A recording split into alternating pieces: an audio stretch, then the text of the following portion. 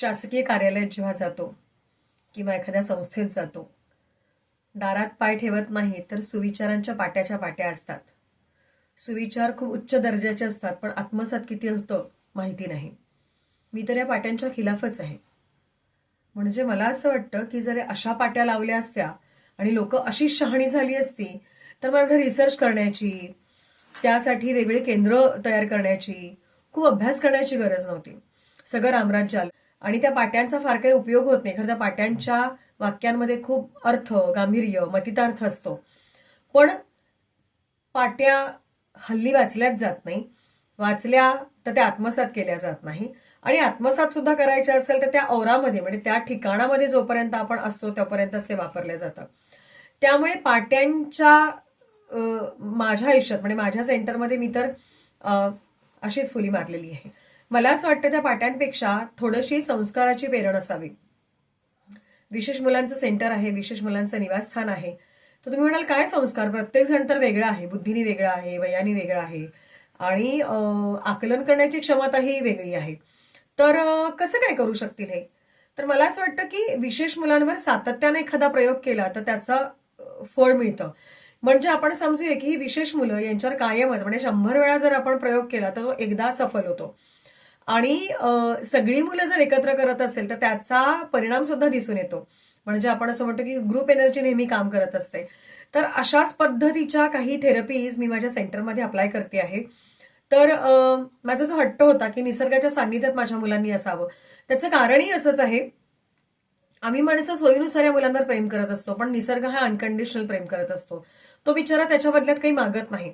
आणि या मुलांनी सुद्धा सूर्य बघावा. म्हणजे परवा पालकांचे फोन झाले तर मुलांनी ज्या प्रतिक्रिया दिल्या त्या अगदी कौतुकास्पद होत्या. एक म्हणाला, ताई इथे रोज सूर्य दिसतो. एक म्हणाली इथली थंडी फार छान आहे.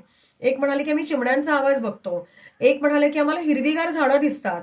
एक म्हणाले की आम्ही कंच हिरवी शेतं, म्हणजे ज्वारीची कणसं बघितलेली आहे. याचा अर्थ त्यांना सुद्धा हे सगळं बघायला आवडतं. त्यांच्या अभिव्यक्तीमध्ये सुद्धा हे सगळं येतंय. पण दुर्दैवानं त्यांचीही आवड असू शकते, त्यांनाही बघायला आवडत असतं, हे आम्हा पालकांना वाटतच नाही. म्हणून आमच्या इथे असं मी वेगळे प्रयोग करण्याचा निकष बांधलेला आहे. तर झोपेतनं उठल्या उठल्या, म्हणजे माझ्याकडे जर तुम्ही याल, प्रा फाउंडेशनला जर याल, तर डोळे उघडत नाही तर सूर्य असा, आपण जे चित्रात बघतो ना, पहाडाच्या मागनं सूर्य येतोय आणि मग त्याचे किरण खूप पसरतात आणि मग तो लाल बुंद गोळा असा वरवर जाताना दिसतो. तर तसा खरा खुरा चित्रातला, आतापर्यंत ही मुलं चित्रातच सूर्य बघत होती, पण तो चित्रातला सूर्य मुलांना बघायला मिळतोय. आणि मी जेव्हा त्यांना सांगितलं की हा सूर्य आपल्याला प्रकाश देतो, आपण त्याचं कुठलंही बिल भरत नाही.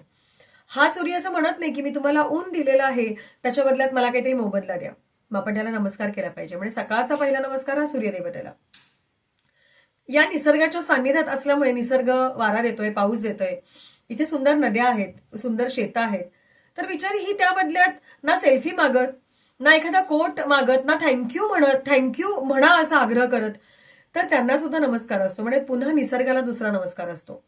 तिसरं, ज्या धरणी मातेवर आपण आहोत, स्थित आहोत, ज्या धरणी मातेनं आपल्याला जन्माला घातलेला आहे आणि ती सगळं मुबलक देती आहे, तर त्या धरणी मातेला सुद्धा नमस्कार. आणि मुलांना कायम एक गोष्ट मी रुजवते की आपल्या आई वडिलांच्या ऋणात तुम्ही राहा. किती त्यांना कळतं, किती माहिती नाही, पण रोज जेव्हा मी सांगते की आई वडिलांना आपण इथून दंडवत केलाच पाहिजे, नमस्कार केलाच पाहिजे, कारण या जगात आपले आई वडील आपल्यासाठी जे करतात ते जगात कोणीच करणार नाही. आमच्या मुलांना कळतं नाही कळत हा नंतरचा मुद्दा, पण या गोष्टी रुजवल्या जात आहेत. सकाळी उठता क्षणी, डोळे उघडताना आमच्याकडे मोठ्या आवाजात भोपाळ्या लागलेल्या असतात, भजनं लागलेली असतात. ही सकाळची वेळा ही सुगंधित व्हावी, छान चैतन्यमय व्हावी, तालमय व्हावी, हा त्यामागचा उद्देश असतो. आणि संध्याकाळी सुद्धा आमच्याकडे संध्याकाळी 6 वाजता तुळशीला दिवा लागतो, संध्या होते. त्या संध्येमध्ये टाळ, चिपळ्या, नंतर खंजिरा, हे सगळं असतं. छोटासा अग्निहोत्र आम्ही त्यावेळेला करतो. आणि या सगळ्यांच्या गोवऱ्यांच्या कापुराच्या सुवासामध्ये ही संध्या होत असते. संध्या होतो त्यानंतर मग त्यांच्या आवडीची गाणी सुद्धा लागतात आणि मग मुलं तल्लीन होतात. ज्यांना नाचायचं असतं ते नाचायला लागतात, ज्यांना गायचं असतं ती गात असतात. म्हणजे याचाच अर्थ असा की सातत्याने एखादं काम केलं तर त्याचे आपल्याला परिणाम दिसायला लागतात.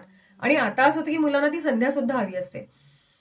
तर मला सांगायचं हेच आहे की सातत्य, जे आपण काय म्हणतो, कन्सिस्टन्सी असली पाहिजे, नित्यनियम असला पाहिजे, सातत्य असलं पाहिजे.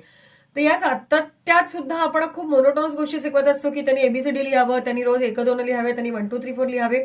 पण त्याच्याच बरोबर जर असे छोटे छोटे संस्कार घातले की रोज आपण नमस्कार करावा, रोज दिवा लावावा, तर मला असं वाटतं हे सुद्धा रुजण्यासारखं, आणि ते मी बघते आहे. मी तुम्हाला छोटासा किस्सा सांगते. परवा ताज हॉटेलमध्ये जाण्याची संधी मिळाली आणि ते सगळं असं भव्य दिव्य होतं. म्हणजे माझ्या अभिव्यक्तीला तर ते मॅच होणारं नव्हतंच. त्यामुळे मी ऑलरेडी बुजले होते. पण गंमत अशी, संध्याकाळी 6च्या ठोक्याला इतक्या मोठ्या हॉटेलात सुद्धा तो वाजत गाजत संध्याकाळचा दिवा लागला. तर ही आपली परंपरा आहे आणि मला खूप छान वाटलं. ताज हॉटेलमध्ये सुद्धा असं काहीतरी होतं. जर तिथे होऊ शकतं तर आमच्या घरांमध्ये का होत नाही. आता घराचा विषय निघाला म्हणून सांगते. विशेष मुलांचं हे त्यांचं हक्काचं घरच आहे. सुविचार नाही म्हणून मी सांगते. आपल्या घरांमध्ये कधीच सुविचार लिहिलेले नसतात.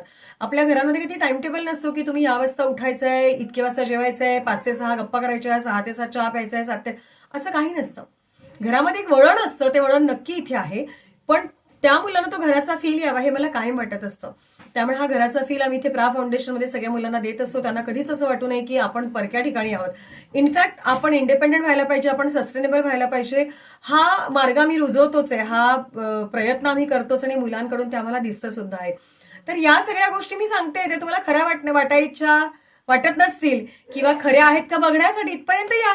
काही नाही, पुण्यापासून अगदी सासवड म्हणजे 40 किलोमीटरवर सासवड आहे आणि तिथून 16 किलोमीटरवर सुंदर असं हरगुडे गाव आहे, अंटश गाव आहे, पूर्ण ग्रीनरी आहे, मस्त पाणी आहे. इथे मोर सकाळी आम्हाला उठवायला येतात, छान पक्षी आहेत. तर हे खरं खोटं करण्यासाठी किमान इथपर्यंत यावं, बघावं, मुलांना बघावं, मुलांच्या तोंडून ऐकावं. तुमच्या घरी जर असं विशेष मुलं असेल तर एक संधी घ्यायला हरकत नाहीये. कारण त्या मुलाचं आयुष्य सुद्धा खूप छान गेलं पाहिजे हे प्रत्येक पालकाला वाटत असतं. पण सुरुवात कुठून करायची, कुठे जावं, या प्रश्नांची उत्तरं सुदैवानं दुर्दैवानं मिळत नसतात. पण ही उत्तरं मिळण्यासाठी मला एक फोन करा. मी खाली तुम्हाला फोन नंबर देते. आणि या संदर्भात काही प्रश्न पडत असतील तर मला विचारा, बिनदिक्कत विचारा. नवीन वर्षामध्ये तर आपण हा चंगच बांधतोय की नवीन नवीन गोष्टी या मुलांसाठी आपण करतो आहे, ते मी ओघानं सांगत राहीलच. पण तुम्ही सुद्धा तुमच्या मुलांसाठी वेगळं काहीतरी योजणार आहात या वर्षामध्ये, हे डोक्यात ठेवून मला फोन करा. मनात आलेले प्रत्येक प्रश्न मला विचारा, त्याची उत्तर आपण सगळे मिळून शोधूया आणि या मुलांसाठी यंदाचं वर्ष मस्त करूया.